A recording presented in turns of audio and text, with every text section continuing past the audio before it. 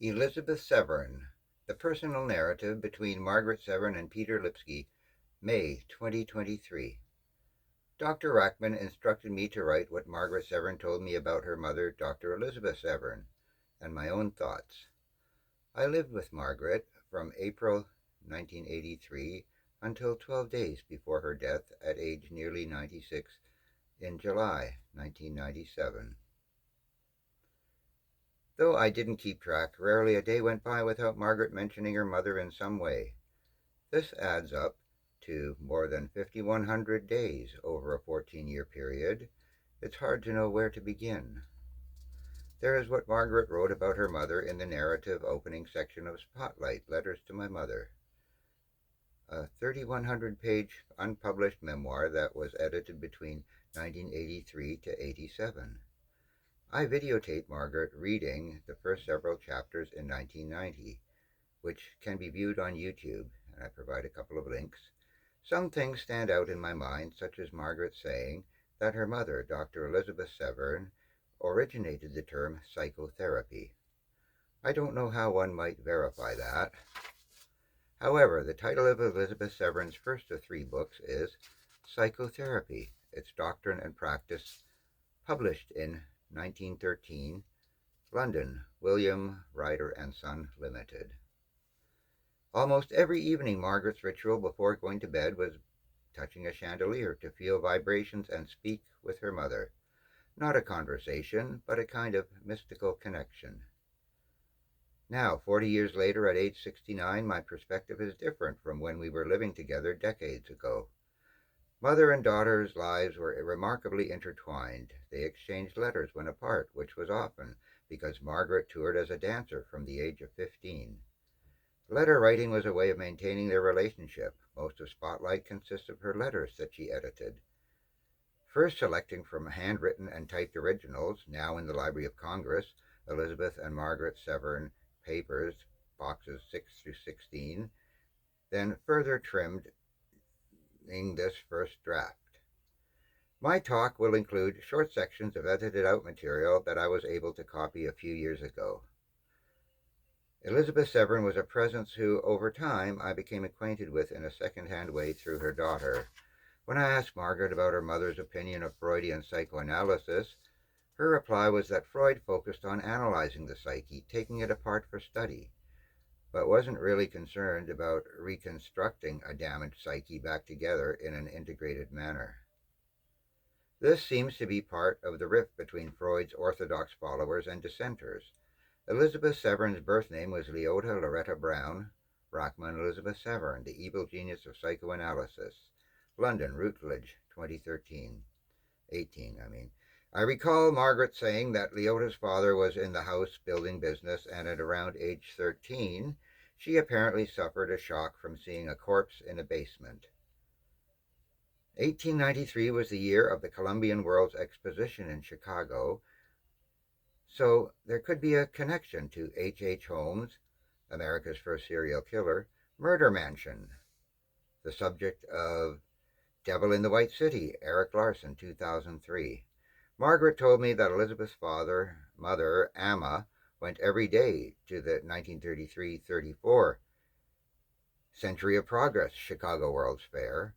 This increases the likelihood that young Leota visited the magnificent 1893 fair, where she may have been influenced by Swami Vivekananda when he introduced yoga to America at the Parliament of World Religions. At this time, I don't have a copy of Margaret Severn's manuscript and therefore refer to YouTube, Spotlight, Part 2 at 3 minutes. Margaret described her mother. She was so thin and pale that she looked more like an apparition than a living person. Considering that cocaine and morphine were still unregulated and more widely used at that time than generally acknowledged, these drugs could be the elephant in the room before addictions and their effects were fully understood. Freud's pioneering heavy use and popularization of cocaine may be behind some of his theory's sexual emphasis. Elizabeth Severn provided the best possible dance education for her daughter, beginning ballet in London, then New York with Luigi Albertieri, I remember Margaret saying that her own success and stature as a dancer were living proof validation of her mother's theories as a psychologist and educator. In 1916, they traveled to California for Margaret to train at Ruth St. Denis and Ted Shawn's famous Denishawn School. The San Francisco Chronicle raved, "Child dancer delightful."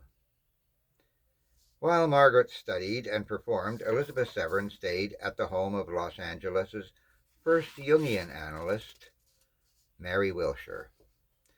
After visiting the Wilshires during a 1924 vaudeville tour, Margaret wrote, quote, "She insists analysis is not really your work, that you need creative artistic expression instead. There is something about most teachers or healers which you have not got that always annoys me. They are so used to securing the perfect confidence and trust of the patient. They speak with the assurance of God himself, which always arouses antagonism in my spiffy little nature." This was a year before Elizabeth Severn began her 7-year analysis with Sándor Ferenczi in Budapest. I copied the above segment from the first draft of Spotlight, already trimmed from the original letters, then edited out of the completed 3,100-page manuscript.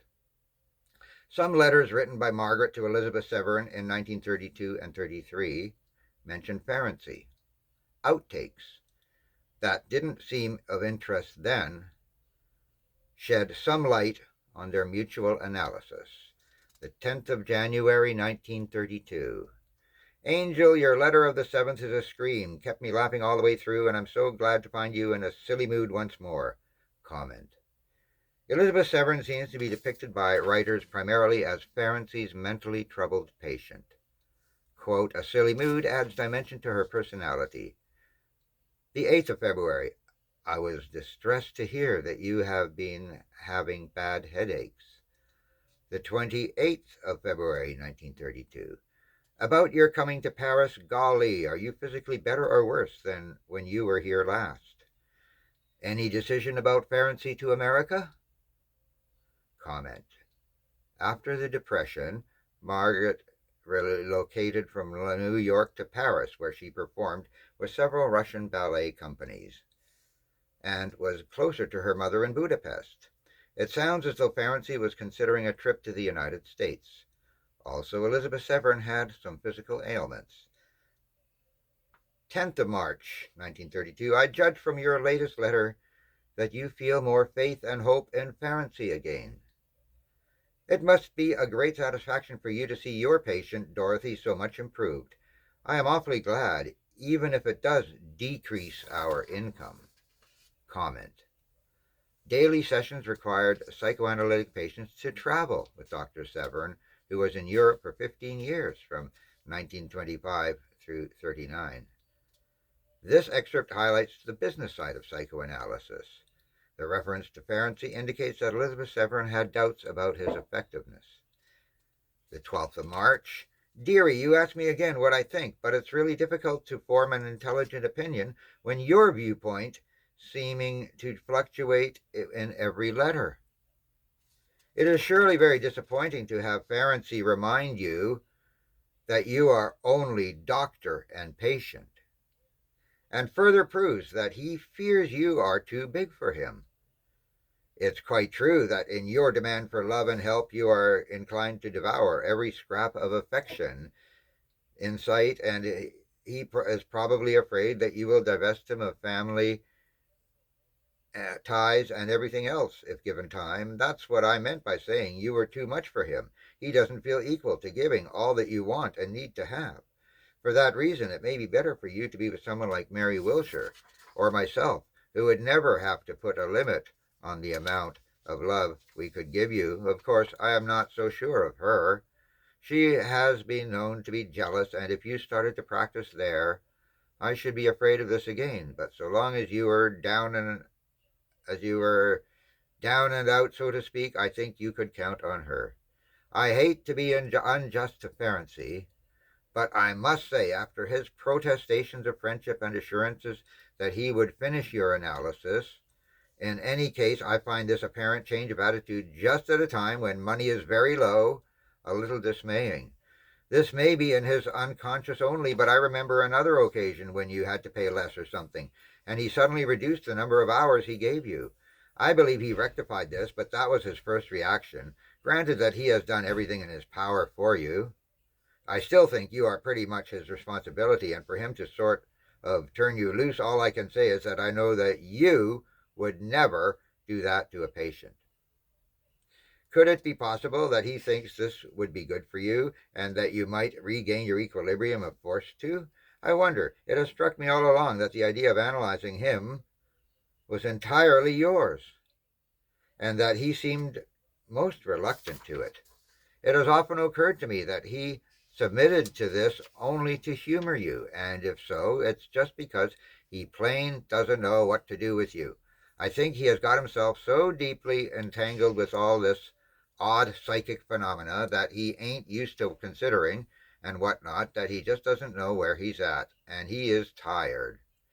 That's what I think. You have so often spoken of a ray of hope in these last 7 years that I must confess that when I come across a similar phrase in your letters now, I find it more pathetic than hopeful. And I don't forget what he said to me when he was about to leave for his vacation last spring, something to the effect that you thought you would be very sick when he left. I rather got the impression that he thought you were a little bit crazy to think you were so sick or something like that. Perhaps she has a similar idea now. It would be his only excuse to himself. We must, of course, realize that your case is a terribly difficult one, and that to give so much time to it, as he has done for the past years, would of necessity be very exhausting. Go, on the other hand, he undertook it, and it's his responsibility. Comment. This segment confirms that Elizabeth Severn was not content being a passive patient, that she took an initiative in the groundbreaking mutual analysis with Ferenczi approximately a year before his death. 1932 to 22nd of March. Poor Ferenczi. I am beginning to wonder if anyone exists who was not raped at the age of 5 or 6. Comment.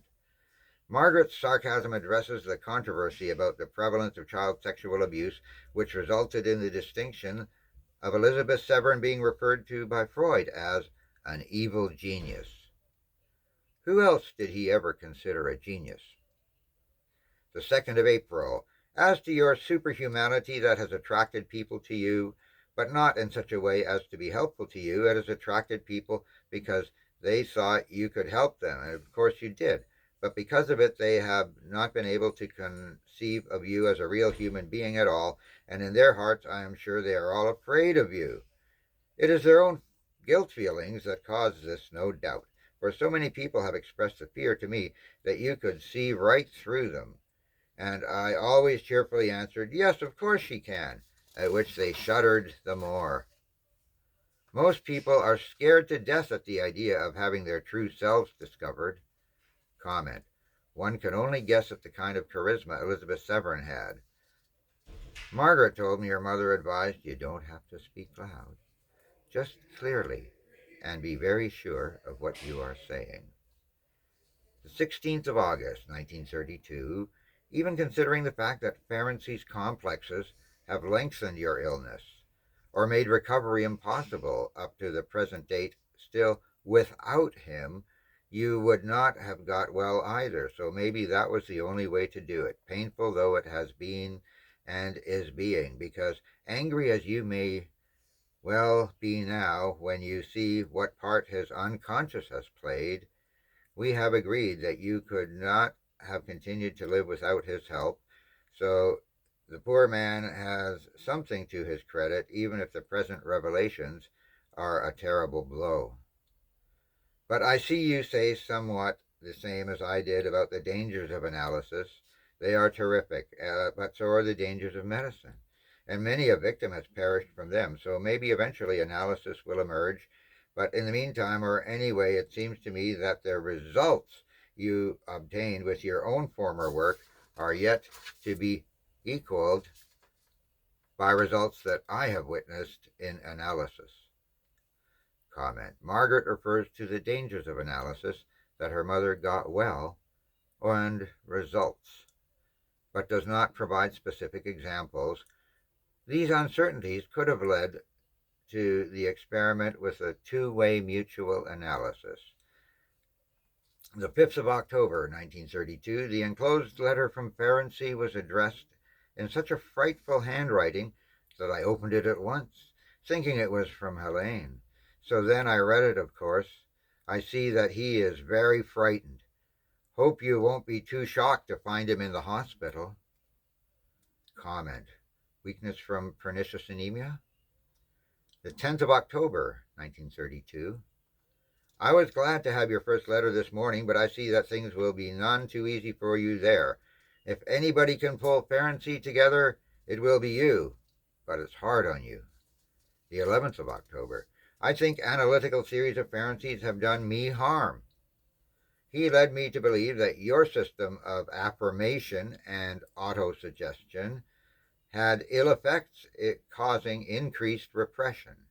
And I now realize that this idea of his undermined my ability to combat the world. When faced by demons in the past, I always used to exert the I can and I will method, and I generally did. Having inadvertently dropped this form of attack upon obnoxious situations, I believe I have gradually dropped into a much more negative character than formerly. This is very bad for a young woman who has to make her way in the world, and I shall now try to switch back to Severnism, i.e., example, force. Comment. Elizabeth Severn's system of mental science involved affirmation and autosuggestion. To Margaret, Severnism can combat demons with the power of force. I can and I will. The 16th of October, 1932. I am afraid the situation for you will be very difficult now. Mrs. Ferenczi won't give up her assertions easily, and from her point of view she has some right. It is extremely doubtful that Ferenczi, without your support, would have ever had the courage to defy Freud, or even recognize that lack of courage was in part a cause of his illness. Likewise, his failure in your case, plus the tenacity and continuation of effort there must have affected his life in general. And here, she, for instance, was in no doubt very angry that she could not have him all to herself on vacations, etc. Whether she will ever come to see the rightness in your point of view is doubtful. Comment. Elizabeth Severn's method of I can and I will affirmation gave Ferenczi courage to defy Freud. The 23rd of November, 1932. Psychoanalysis teaches you that thought controls everything. How Ferenczi can be so materialistic, I just don't understand. Comment. Margaret's letter of March 12th mentions when on an occasion Elizabeth Severn paid Ferenczi less, he reduced her number of hours. The developing mutual analysis seems to have resolved this issue. The 27th of November, 1932. It is terrible that Ferenczi is so disappointing as a person, and I think it is wonderful that you can stand this sorrow so well. The 30th of November. Ferenczi, of course, will come round, although perhaps not enough if you let up on the pressure. That's how men are, and you are the same as I am, too eager and too nice for him. The 8th of December, 1932. That's a very bright idea of Ferenczi to pay you for analysis. Would you remain if he did? Now toyed with the idea of taking analysis from you and said the only reason she didn't quit Ferenczi at once was that she hated to feel she's lost all her time with him and not gotten any good out of it. Comment. By simultaneously paying Elizabeth Severn, Ferenczi professionally formalizes mutual analysis. 10th of December. If you should see fit to accept Ferenczi's offer to pay for the analysis you give him, it might be best for you to remain in Budapest until you are better yourself. Comment. Some payment can seem like a bribe in this case for Elizabeth Severn to remain in Budapest. The 11th of December. Dearest, what a shame that you had a sick spell, and how very terrible that you feel that Ferenczi is continuing, in spite of all, to administer fresh doses of poison. I wish I could be with you. Comment. I don't know whether fresh doses of poison are literally psychotropic drugs or a metaphor. And then on the 6th of February 1933, darling, what wonderful news that the book is finished. Hooray! Comment, the discovery of the self, a study in psychological cure. Elizabeth Severn, 1933, David McKay and Company. The 15th of February 1933, dearest, I am so delighted that it now appears that you can leave Budapest in a happier frame of mind. Thank God that Ferenczi is coming to his senses. Your courage in this matter has been simply marvelous. Your faith in him and your own rightness about him.